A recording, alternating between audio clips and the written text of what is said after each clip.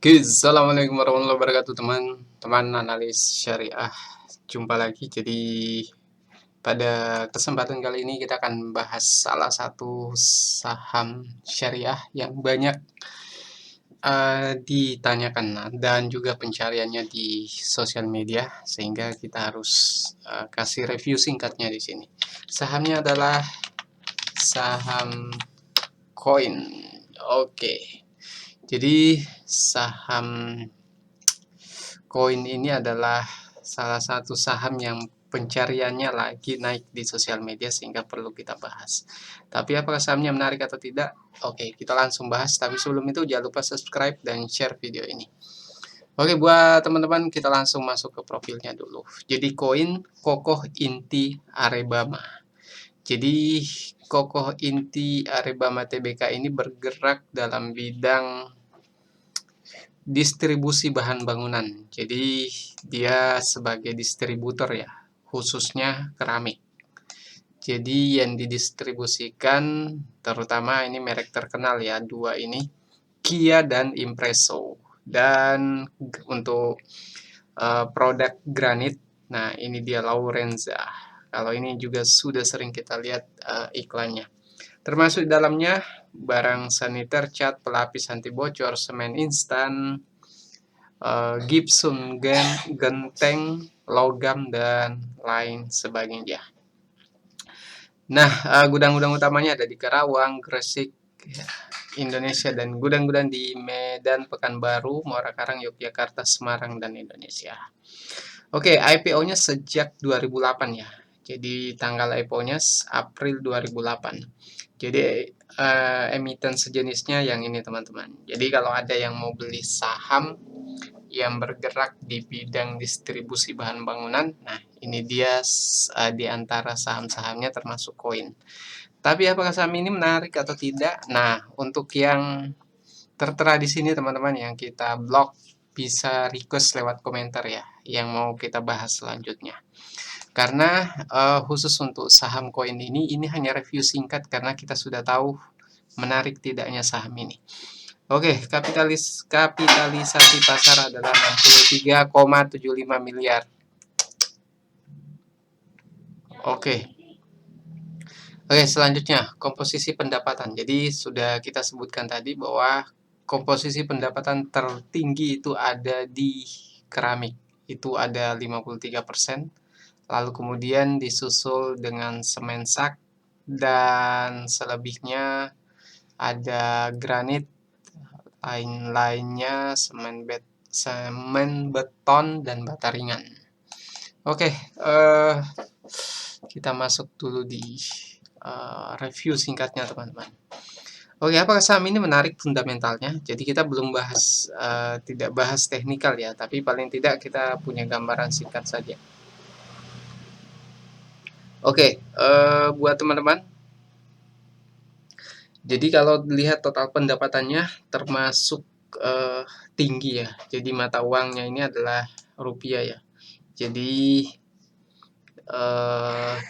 miliar ini baru miliar ya, bukan triliun ya. Jadi 653 miliar, naik, turun, turun lagi, naik, naik, naik, turun, turun lagi. Tapi sayang sekali teman-teman, dari total pendapatannya ini, karena ini adalah distributor bukan produsen, sehingga keuntungannya tentu tidak sama dengan produsen. Sehingga bisa dilihat HPP-nya, harga pokok penjualannya ini cukup tinggi dari 653, atau kita fokus pada kuartal 1 2025, 617 miliar itu HPP-nya 568, sehingga hanya tersisa 48 miliar. Dan itu bisa kita katakan cukup besar sekali HPP-nya karena ini adalah distributor ya, bukan produsen. Kemudian kalau kita lihat pendapatan bersihnya, ini teman-teman, ini sudah kelihatan ya, layak dilanjutkan reviewnya atau tidak buat value investor. Kalau dilihat dari data yang ada, ini minus semua. Jadi mulai dari 2023 sampai di kuartal 1 2025 itu tetap minus. Hanya ini ada penurunan di kuartal saat ini. Tapi sekali lagi bahwa fundamental saham ini sudah kelihatan sehingga wajar kalau harga sahamnya tidak pernah lebih tinggi. Jadi semenjak IPO itu pernah naik lalu kemudian turun lagi. Ini sekali lagi kita sampaikan bahwa yang namanya saham itu dia dalam jangka pendek dan menengah bergerak berdasarkan sentimen positif atau negatifnya, tapi dalam jangka panjang dia akan kembali menyesuaikan dengan fundamental perusahaan itu sendiri, sehingga wajar dengan kondisi laba bersih, pendapatan bersihnya yang selalu minus, maka harga sahamnya juga tidak akan bergerak naik. Oke, itu dia teman-teman. Kita lihat di sekali lagi ini bukan analisis lengkap ya, ini cuma review singkat. Oke, kita lihat masuk ke valuasi. Valuasi pairnya juga tidak bisa muncul di sini karena sekali lagi teman-teman, karena price to earning ratio-nya sulit untuk ditampilkan di sini kalau labanya juga seperti itu. Price to book value-nya juga tidak ada. Bahkan ini bisa kita katakan minus semua. Return on equity-nya yang selalu jadi patokan kita untuk menilai valuasi itu juga kosong di sini. Dan book value-nya kita lihat juga ini minus teman-teman. Jadi minus Rp91. Ini karena pendapatannya juga selalu minus. Jadi sekali lagi bahwa teman-teman, saham ini layak beli atau tidak untuk value investor? Tidak. Tapi bagi yang fokus di analisis teknikal, itu lain lagi ceritanya. Jadi kalau kita lihat di 5 tahun terakhir saja teman-teman, tertingginya di 250, kemudian turun dan turun lagi. Jadi di ini sideways di 60-70 ya. Kalau saya pribadi kesimpulannya, kalau teman-teman mau beli saham yang baik, lebih baik hindari dulu saham ini. Cari yang fundamentalnya baik, karena sekali lagi bahwa sebenarnya review singkat kita itu kalau teman-teman sudah lihat di bagian pendapatan ini,